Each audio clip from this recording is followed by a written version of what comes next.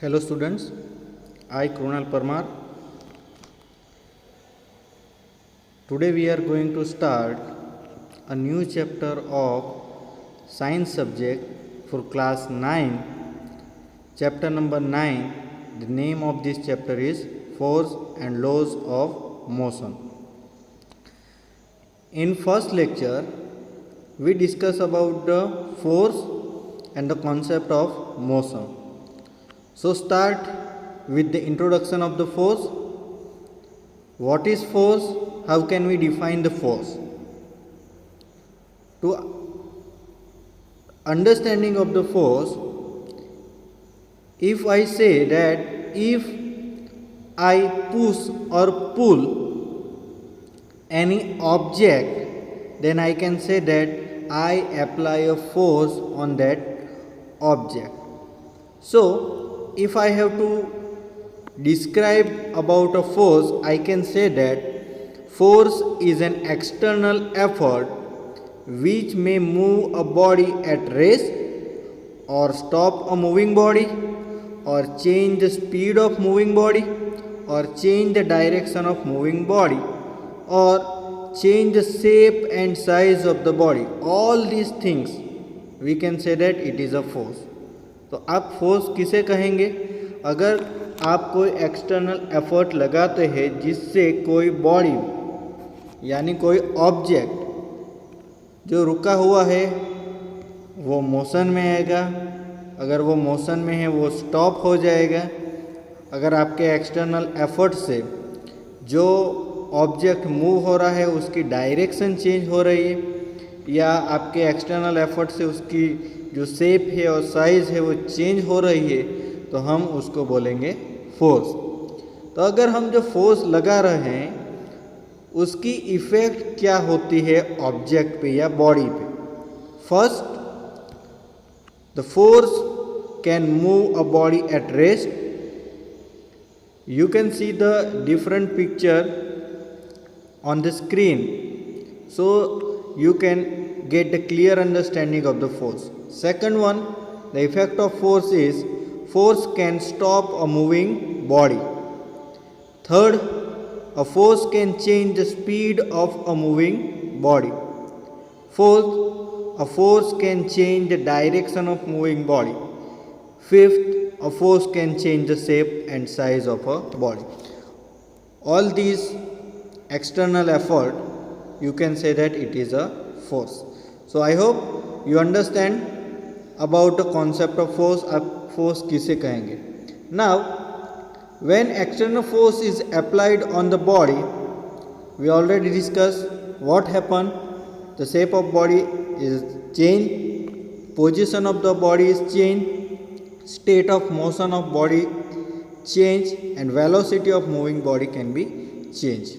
Now, in the discussion, we have seen that in order to bring a stationary body into a motion or to bring a moving body to her, contact with body is necessary. हमने यहाँ पे जितने भी example देखे, जो भी effect देखे, उसमें हमने देखा कि बॉडी की जो डायरेक्शन चेंज करना है, शेप चेंज करना है, पोजीशन चेंज करना है, वेलोसिटी चेंज करना है, उसमें हम जो फोर्स जो एफर्ट लगा रहे हैं उसमें हम डायरेक्ट कांटेक्ट का यूज़ कर रहे हैं। तो जो फोर्स लगाने के लिए हम डायरेक्ट कांटेक्ट का यूज़ करते हैं वो फोर्स को कांटेक्ट फोर्स बोलेंगे.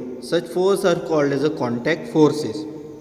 And second condition, an object experience a force without any contact is called as a field force.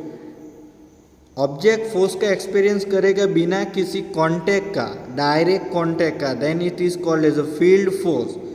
For field force I give one example, gravitational force. Gravitational force direct force नहीं है, लेकिन वो object पे लगता है, वो हमको दिखाई नहीं दे रहा है, हम वो डायरेक्ट कांटेक्ट में नहीं है तो भी वो लगता है. That's why this force is called as a field force. तो जो फोर्स है, फोर्स के दो टाइप्स हम बोल सकते हैं। First one is a contact force, कि जिसमें फोर्स बॉडी पे लगेगा, वो डायरेक्ट कांटेक्ट में आके लगेगा। और सेकंड फोर्स है इन कांटेक्ट फोर्स, मतलब फील्ड फोर्स। एग्जाम्पल है फील्ड फोर्स का gravitational force. Now the next concept about the force is balance and unbalance force. जो फोर्स लग रहा है वो बैलेंस कब हम उसको बोलेंगे और वो जो फोर्स है उसको हम अनबैलेंस कब बोलेंगे। For balance force you can see the figure in section 1. Here you can say that one object, one body is lying on a table. यहाँ पे जो बॉक्स दिखाया गया है उसको समझो कि वो कुछ टेबल जैसे अरेंजमेंट पे खड़ा हुआ है। If we apply to different force F1 और F2, यहाँ पे दो डिफरेंट फोर्स है, F1 है एक फोर्स है F2, दोनों अपोजिट डायरेक्शन में लग रहे हैं। दोनों अपोजिट डायरेक्शन में लगेंगे और ऑब्जेक्ट जो अपनी पोजीशन से नहीं हिल रहा है तो हम उसको बोलेंगे balance force. If two force act on a body in opposite direction and if both the force are equal then the resultant force acting on the body is 0. दोनों फोर्स अपोजिट डायरेक्शन में लगेंगे तो जो force का resultant force है जो body पे लगेगा वो 0 हो जाएगा। Such force are called as a balance force. तो वो फोर्स को हम बैलेंस फोर्स बोलेंगे। मतलब ये कंडीशन में है F1 और F2 की जो डायरेक्शन है वो अपोजिट है और उसकी जो मैग्नीट्यूड है वो इक्वल है, उसकी जो फोर्स की वैल्यू है वो इक्वल है। That's why we can write that F1 is equal to F2. Balance force cannot change the state of rest or motion of a body. तो जो बैलेंस फोर्स होगा वो ऑब्जेक्ट की जो कंडीशन है, पोजीशन है, उसको चेंज नहीं करेगा। अगर वो ऑब्जेक्ट रेस्ट कंडीशन में है वो तो रेस्ट कंडीशन में रहेगा, अगर वो ऑब्जेक्ट मोशन में है तो वो मोशन में रहेगा। Next is unbalance force. Next is unbalance force.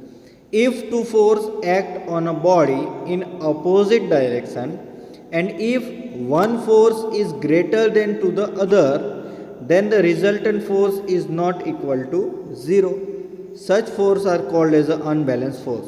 यहाँ पे एक ब्लॉक है, उसको हम एक डायरेक्शन में F1 फोर्स लगा रहे हैं, दूसरी डायरेक्शन में F2 फोर्स लगा रहे हैं। ये कंडीशन है, वहाँ पे F1 और F2 सिमिलर सेम नहीं है। F1 फोर्स ज़्यादा है F2 से तो ऑब्जेक्ट F1 के डायरेक्शन में मूव करेगा। ये जो कंडीशन है जो फोर्स की उसको हम बोलेंगे unbalance force. So unbalance force change the state of rest all the motion of a body. Unbalance force क्या करेगा, जो ऑब्जेक्ट जो बॉडी है वो अगर रेस्ट कंडीशन में होगा तो अनबैलेंस फोर्स की वजह से उसकी जो रेस्ट कंडीशन है वो चेंज होगा, वो मोशन में आएगा। अगर वो मोशन में है तो उसकी जो मोशन थी वो चेंज होगी। तो क्या डिफरेंस है बैलेंस फोर्स अनबैलेंस फोर्स में? बैलेंस फोर्स में जो फोर्स लगेगा F1 और F2 दोनों अपोजिट डायरेक्शन में होंगे और उसकी जो फोर्स की वैल्यू है वो सिमिलर होगी। That's why object can not change its position. Unbalance force में क्या होगा, दो फोर्स F1 F2 लगेंगे, इधर लग रहे हैं F1 और F2 की वैल्यू अगर सेम नहीं है तो ऑब्जेक्ट एक डायरेक्शन में, जो डायरेक्शन में फोर्स ज़्यादा लग रहा है उस डायरेक्शन में वो मूव करेगा, उसकी जो पोजीशन है वो चेंज होगी। अगर वो रेस्ट में है तो वो मोशन में आएगा, अगर वो मोशन में पहले से था तो उसकी जो मोशन है वो चेंज होगी according to the applying a force. Next is force of friction. Force of friction is the force which opposes the motion of object over a surface. तो force of friction क्या है? जो object surface पे move हो रहा है उसकी motion को जो अपोजिट डायरेक्शन में फोर्स लगेगा उसको हम बोलेंगे फोर्स ऑफ फ्रिक्शन। वो क्या है? फ्रिक्शन फोर्स है। फ्रिक्शन फोर्स क्या करेगा, अब ऑब्जेक्ट को एक डायरेक्शन में हम फोर्स लगा रहे हैं तो ऑब्जेक्ट लगाई हुई डायरेक्शन में फोर्स की जो डायरेक्शन है उसमें वो मूव करना चाहेगा, लेकिन उसके जो फोर्स लगा है उसकी डायरेक्शन के अपोजिट डायरेक्शन में एक नया फोर्स लगेगा, उसको हम बोलेंगे force of friction. For example, a ball rolling on ground gradually slow down and comes to a stop due to the force of friction. अगर बॉल रोल कर रहा है ग्राउंड पे तो after some time it will be a stop because this force of friction. If we stop pedaling a bicycle, it will gradually slow down and comes to a stop due to the force of friction. अगर हम cycle को pedal मारते हैं तो वो cycle आगे जाएगी, लेकिन अगर हम पेडल मारना बंद कर देंगे तो आफ्टर सम टाइम जो साइकिल है वो ग्रेजुअली स्लो डाउन हो जाएगी और वो बाद में स्टॉप हो जाएगी। वो किसके कारण हो रहे हैं? This is due to the force of friction. An object with uniform motion will continue to move with uniform motion if the force acting on it are balanced. If an unbalanced force act on a moving body, then its speed or direction of the motion can change. जो हमने balance force unbalance force की जो बात की, अगर वो जो balance force लगेगा तो वो अपनी कंटिन्यू पोजीशन बरकरार रखेगा। अगर उस पर अनबैलेंस फोर्स लगेगा तो उसकी जो पोजीशन है, उसकी जो कंडीशन है, मूविंग बॉडी है, ओके, तो उसकी जो स्पीड है, उसकी जो डायरेक्शन है वो कंटिन्यूसली चेंज होती जाएगी। If the unbalance force is remove then it will continue to move with the speed it had acquire till then. अगर अनबैलेंस फोर्स को हम रिमूव कर देंगे तो उसकी जो स्पीड है वो बरकरार रखेगा। So this is the concept about force of friction, यानी कि फ्रिक्शनल फोर्स। फ्रिक्शनल फोर्स कहाँ लगेगा? जो ऑब्जेक्ट मूव हो रहा है उसकी डायरेक्शन के अपोजिट डायरेक्शन पे फोर्स ऑफ फ्रिक्शन लगेगा। Now move towards the direction about the concept of motion. अभी मोशन के बारे में हम पढ़ेंगे। जो मोशन का जो कॉन्सेप्ट है वो अलग अलग साइंटिस्ट ने अपने हिसाब से अपने टाइम में कॉन्सेप्ट मोशन का दिया है। उसमें जो फर्स्ट जो कॉन्सेप्ट था वो एरिस्टोटल ने दिया था। Aristotle is a Greek philosopher, believe that if motion of a body is to be maintain one has to keep applying external force. Aristotle का मानना यह था about the concept of motion कि हम अगर कोई बॉडी को मोशन में बरकरार उसकी मोशन रखना चाहते हैं तो हमको कंटिन्यू फोर्स उस पर लगाना होगा। But this concept is wrong. उन्होंने जब ये कॉन्सेप्ट दिया तब उनके टाइम में सालों तक ये कॉन्सेप्ट को लोग सही समझते रहे, लेकिन बाद में दूसरे जो साइंटिस्ट ने जो अपना कॉन्सेप्ट रखा according to the motion, the concept of Aristotle is wrong. क्यों रॉन्ग है? What made Aristotle to believe so और think? He consider some experience. उन्होंने जो अपना कॉन्सेप्ट रखा कि जब भी कोई ऑब्जेक्ट मोशन में है तो उसकी मोशन कंटिन्यू रखने के लिए हमको कॉन्स्टेंटली फोर्स लगाना पड़ेगा। ये कॉन्सेप्ट उनको कैसे समझ में आया? उनको अपनी जो डेली लाइफ की जो सिचुएशन थी उनके आधार पे उन्होंने ये जो कॉन्सेप्ट है मोशन का वो रखा। He consider some experience in daily life to be a fundamental law of nature and on the basis of that he gave his thought. In order to know about the laws of nature regarding force and motion, one has to imagine the situation in which there are no force opposing motion like a force of friction. Galileo did the same and developed a deep understanding about a motion. Today, most of Aristotle thought about motion are found to be a wrong. जो Aristotle के जो concept था, उन्होंने जो daily life में जो experience किया उसके हिसाब से उन्होंने अपना जो कॉन्सेप्ट था रिगार्डिंग टू द मोशन वो डेवलप किया था। लेकिन बाद में गैलीलियो ने डीप रिसर्च किया in the subject of motion और उन्होंने जो एरिस्टोटल का कॉन्सेप्ट था उनके कॉन्सेप्ट से अपोजिट एक कॉन्सेप्ट डेवलप किया। वो डेवलप कॉन्सेप्ट क्या है अब हम वो देखेंगे। Galileo's experiment of motion. Galileo ने जो मोशन के रिगार्डिंग जो कॉन्सेप्ट दिया वो कॉन्सेप्ट एरिस्टोटल के कॉन्सेप्ट से कंप्लीटली अपोजिट था। एरिस्टोटल का कॉन्सेप्ट क्या था कि अगर हम कोई ऑब्जेक्ट को मोशन में रखना चाहते हैं तो हमको कंटिन्यूसली फोर्स लगाना ही पड़ेगा, अदरवाइज वो मोशन रुक जाएगी, वो स्टॉप हो जाएगी। लेकिन गैलीलियो ने जो एक्सपेरिमेंट किया, यहाँ पे आप देख सकते हो, यहाँ पे एक स्लोप है, वहाँ पे यहाँ पे समझो कोई बॉल है या मार्बल है, उस पर हमने रखा है। ये फिगर आप फिगर में देख सकते हो, यहाँ पे एक स्लोप है, वहाँ पे आप बॉल समझो या मार्बल समझो। अगर वहाँ पे हम वो बॉल को रखेंगे और फिर छोड़ देंगे तो हमको बिना किसी फोर्स लगाए हुए भी कंटिन्यूसली मोशन हमको मिलती रहेगी। मतलब कि जो एरिस्टोटल का कॉन्सेप्ट था वो कॉन्सेप्ट यहाँ पे रॉन्ग प्रूव होता है। When a marble roll down an inclined plane, its velocity increases, and when it goes up on the second inclined plane, its velocity decreases. यहाँ पे देखो, यहाँ से अगर बॉल को हम छोड़ते हैं तो उसकी ग्रेजुअली जो वेलोसिटी है वो यहाँ तक इंक्रीज होगी।